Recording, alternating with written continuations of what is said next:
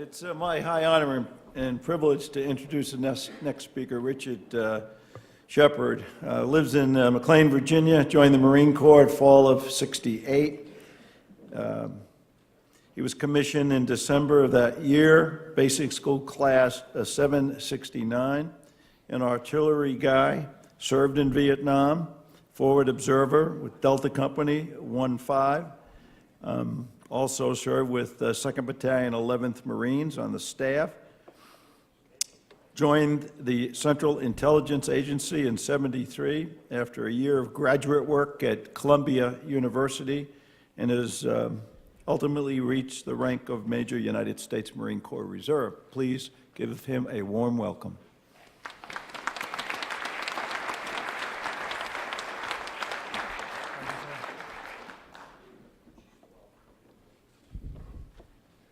Good morning. It's a great honor for me to be here with all of you veterans who saw much more of the war probably than I did. But since we're talking about Tet, I want to give you an idea of what it was like to go into the Marine Corps after Tet and deal with some of the challenges that we faced in the field. Tet, in the end, cast a long shadow over my tour in Vietnam, but I wasn't really focused on it when it occurred. I was in college, I was a senior, I was attempting to get through a thesis, study for comprehensives and so forth. But I knew at the end of this, I didn't have an onward plan. I was going to be drafted, we didn't have a lottery, and the nasty lady who ran my draft board told me I was #1 on her hit list. And I wanted to join the Marines. Now, this was not a popular decision with my family because even though we had a long Marine tradition, my uncle and the man I was named for, my mother's only sibling, was killed on Iwo Jima. My father served as a bomb disposal officer in the Pacific. And my mother and grandmother were very upset with the idea of me going out and becoming cannon fodder. In order to placate them, I tried to join the Navy. And the Navy didn't want me. First of all, they lost all my paperwork, and second of all, they decided since I wasn't an engineer, I wasn't going to make a good line officer. So I picked up all of my paperwork in New York at the recruiting station, and I took it downstairs to the Marine Corps, and I said, here, it's all Department of the Navy paperwork, what the hell? And I was in within 3 weeks. And I remember when I was sworn in, which was the day before I was due to report for induction. I remember the captain swearing me in, calling my draft board, and letting them know the bad news that I wasn't going to be coming. I entered OCS in October of 1968, where one of my instructors was Lieutenant General Labuti, currently, or at that time he was lieutenant. And I remember him especially well. He wouldn't remember me. For two things. One was for very gently and tenderly encouraging me on the speed march reaction course. And the other was for telling us the difference between a fairy tale and a sea story. And the answer to that question is a fairy tale begins with once upon a time, and a sea story begins with, this is no shit. He probably does not like the idea that I remember him for that, but I do appreciate his instruction. It was very valuable. And I'm here, I came back alive. After OCS, I went to TBS, class of 769, graduated in June, went to artillery school, and got to Vietnam in September of '69, on my birthday, as it turned out, and also the day the monsoon arrived, which was nasty. I was told I was going to be assigned to 2nd Battalion, 11th Marines, which at that time was stationed in An Hoa, Quang Nam Province, and it was also known colloquially as Rocket Alley. And I thought, well, this is going to be interesting. Once I got there and settled into the battery, I was assigned to Delta 1-5 as a forward observer and I stayed with that company for about 4 months. After that, I returned to the battery and I became a fire direction officer for the rest of my tour. Rather unusually at the time, I did stay with my battery for the entire tour. A lot of people moved in and out and so forth, but I stayed with them. And I think, in retrospect, looking at my classmates and looking at the people I was serving with, we all had doubts about the war. But when I was in training, that wasn't really discussed much. We were trying to be good Marines. We were training as best we could to stay alive in the field. And generally trying to sound upbeat and be positive. I think Headquarters Marine Corps recognized that there was some doubt within its junior officers. And so General Walt came down from headquarters to talk to us. And he was very upbeat, very typical General Walt. But he did make one comment that I remember well. He said, you know, there's probably a strong argument that our boys shouldn't be over there, which stuck with me because obviously he had the same thoughts going through his head as well. When I arrived and got on the ground, my own doubts about the war were really brought into bold relief. What was our objective? It wasn't clear. The Marine Corps thrives on objectives. Everything's an objective. What was our objective? Kill the enemy? Fine. But the enemy's got plenty more people coming out. So that's not going to get us anywhere by itself. And the one question that really intrigued me during most of my tour there was, how would we know when we won? My frame of reference for combat and war in general was World War II, where we ended up our hostilities with 2 unconditional surrenders, and that was the end of that. There wasn't going to be an unconditional surrender here. It just wasn't going to happen. The enemy was not going to run out of men, which is what General Westmoreland tried to do, and it wasn't going to run out of the will to fight, and I think that was very clear even to us. And in addition, we also were plagued by the fact that the United States was not behind us. In my generation, we'd been through college protests and all the rest of the mayhem that was going on. We also knew that the U.S. was looking for a way out. It had started to withdraw troops, and they weren't being replaced. These troop withdrawals began in June of 1969, and they continued during my earliest, my period as a forward observer. The troop withdrawal had a direct effect on my outfit because in November of '69, the 3rd Marine Division decamped and went back to Okinawa. And when that happened, we got a number of our more experienced officers, lieutenant company grade officers in particular, who were getting toward the ends of their tours, went home with the 3rd or went back to Okinawa. And in return, we received a lot of very inexperienced officers who had just gotten into country where they came to us to serve out the rest of their tours.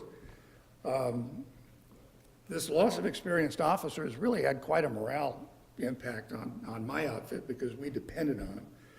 But at the same time, the withdrawal, I think, sparked hopes in us that we would also be withdrawn at some point and would not be there forever. During my time as an FO, I served with Delta 15 on a couple of long operations in this wonderful place called the Arizona near Anwa. It was called the Arizona for a reason, because it was supposed to be the Wild West, and I found out that it was. There were some hairy moments and some disappointments, but I have to say that we came out of it pretty well. We did not have one KIA in our company during the time that I was with them. We had several wounded. But after I left the company, I went back to my battery and was a fire direction officer at the battalion level for a couple of months. And then Fox Battery moved from Hanwha, where we at least had some role in the war. We were still shooting a lot. The infantry was getting into trouble. We constantly had fire missions. We moved to a hill closer to Da Nang, about halfway between Hanwha and Da Nang, called Hill 65, which created problems of its own.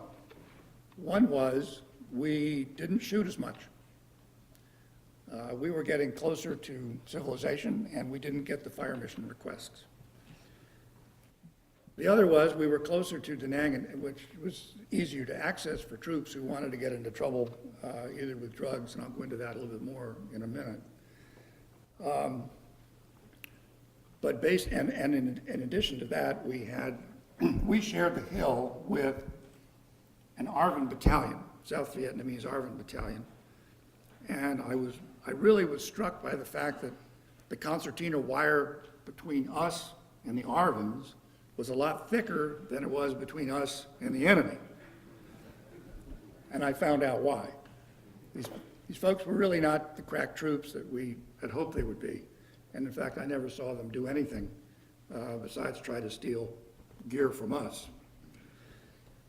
We looked for every opportunity that we could to keep shooting, because a busy Marine is a happy Marine. And when problems began, I think they began largely because we were not busy enough. We looked battery registrations, we would take on IOD missions and so forth, but we simply did not have the tempo of contact that we had when we were in Hanwha. And we were in a static position. We couldn't move. We were stuck out there. One of the things we did to try to keep the tempo moving was we engaged in hip shoots, where we'd sling a couple of 105 howitzers underneath helicopters, fly them out to a remote location, drop them, lay them, and shoot for an hour or two, pick them up, and go back home, which did relieve some of the tension. But at the same time, it was pretty obvious that looking for trouble was not going to be the answer. I would say that if I look at my 12-month tour, the first 6 months were pretty combat intensive. Second 6 months, there was a very clear decline. And this created morale problems. We had racial problems, Afro-American racial problems. And their arguments, and I talked to them at long length, their arguments was, well, we're bearing the brunt of this war, and I heard that from home. We had some drug problems, but I would say that this was not a major issue for us, partly because the battery commander and I kept a very close eye on when people were going in and out of Da Nang, and we knew who the troublemakers were. And at the time, my battery commander was a captain who had been a gunnery sergeant and breveted for the war, and he had his own special method of dealing with drug offenders, which he kept me out of. But I think he was quite effective, and as a result, we did have one or two exceptional people who went berserk at one time or another. But on the whole, our drug problem was pretty minimal. You've all heard about fragging. We never had a fragging incident, although I think we came close. Something did happen in Hanwha. 2 officers swear they heard the spoon fly off a grenade and they ducked for cover, nothing happened. Each one blamed the other for being the target, which was kind of curious.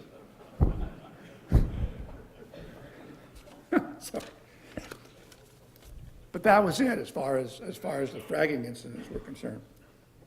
In late March, we received word that we were going to be embarking for home. This was long awaited, long rumored, and obviously most welcome. So we set to trying to prepare the battery with a vengeance. Embarkation boxes, embarkation manifests, and above all, cleaning equipment. And when you have to clean howitzers in order to bring them back to the States and get past the fish and ag people, you have to clean them with a toothbrush. You have to go into every single nook and cranny, and you have to make sure that each part of that howitzer is spotlessly clean. No microbes that are going to come back to the States. When we had to do Jeeps, we'd tip them over on their side, do the same thing, scrubbing the undercarriage. It's a long, laborious process. I have pictures of it. I should have brought them. And everybody, because they knew we were going home, everybody was full tilt working for this. We had no problems at all. Then on the 1st of May, we invaded Cambodia, and our battery was told to stand down. We weren't going anywhere. Well, of course, that created problems of its own. Leadership problems, which we dealt with as best we could, by A, trying to find things to shoot at, and B, training and training and training. But at the same time, it was very clear that the frustrations were mounting among everybody, including our executive officer, who was very frustrated about something one night, and he let his anger get the best of him. He went out to deploy a claymore on the outward wire, and it went off and killed him. And the worst thing I ever had to do in that war was put him into a body bag piece by piece. The backblast caught him, and it was a lesson to all of us. Don't get sloppy, and keep your emotions under control. When I left the battery in September of '70, we had been deployed to a new area which offered more opportunities to shoot, to become engaged, stay engaged, accomplish the mission, whatever it was. We were sent to a remote fire support base on top of a mountain called Fire Support Base Ryder. Some of you may have heard about. It was it's south of the Quezon Mountains, and it oversaw the Antenna Valley, which earlier on had been the scene of quite a lot of fighting. We were co-located at that time with an IOD device, integrated observation device, which was basically a surveyed super periscope with a night vision device and a laser rangefinder that was pretty accurate out to about 30,000 meters. What this would do is produce a polar plot to an enemy, target, whatever else out there, and you had an almost unique surveyed fire mission all packaged and ready to go. It was deadly, but we didn't get a chance to use it very often. Still, at the same time, I think, the war was going to continue to sort of trickle down, and it was at that point that I basically came home. My tour was up. The one-year tour, I think, was a savior for a lot of us because we knew we were not there for the duration, whatever that was. We knew we would be there for a finite period of time. And the more the war wound down, the more important that one-year tour became, because you knew that however hopeless the situation looked or however frustrating, you were still going to be able to get out when your appointed rotation date came up. And then I came home, and I'm here, which I'm profoundly grateful for.